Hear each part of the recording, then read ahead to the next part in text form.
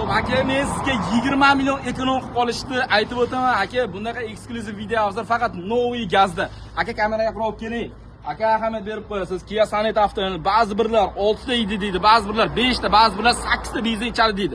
Men sizga stabilni 6 ta benzin xarajat qilganingizda yillikka qancha xarajat qilishingizni hisob kitob qilib beraman. Kameraga qarab keling.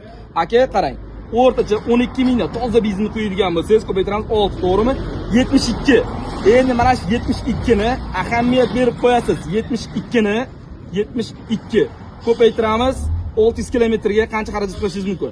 432 ming so'm qaytarib o'taman. 432 ming so'm 12 Kia Sonet avtomobillarida 600 kilometrga xarajat qilasiz. Endi siz kameraga qarab keling.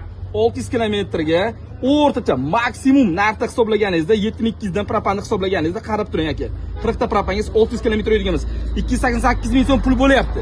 Ya'ni 288 ming so'm pul bilan 600 kilometr harakatlanishingiz mumkin. Endi boyagi benzinnikini olib kelaman. Kameraga qarab kelinglar. Benzinni eslab qoldingiz, qarang. 438 ming, to'g'rimi? Endi buni ayiramiz. Propanda 288 ming. Xo'p, 150 ming so'm pul. 150 ming so'm pulni endi qarang. O'rtacha ko'paytirganda 150 ko'paytiramiz 360 kun hisoblaymizda 170 kunlar hisoblagan taqdirimizda qancha pul bo'lyapti? Qarang, 170 kun. Faqat 25 million 500 ming so'm pul bo'lyapti. Bu degani siz bir yiliga 25 million 500 ming so'm pulni havoga uchiraverasiz. Aka, havoga uchirmang, bitta propan qo'ying, 98 aktamda yurasiz. Qaytarib o'taman, bunaqa aktamda yurishingiz uchun siz 98 benzin qo'yishingiz kerak. Hisob kitobim yoqdimi, tushundingizmi? Agar tushunmagan bo'lsangiz, Novi Gazni pastida Telegram kanalimiz bor. Shu kanalimizga o'tib olsangiz, yanada batafsil ma'lumot keltirib berganman va tushuntirib boraman. Aka, shuning uchun aytaman, bu avtomobilning eng optimal yechim propan qo'yish bo'ladi. Yo'q, men benzinda yuraveraman deyishingiz mumkin.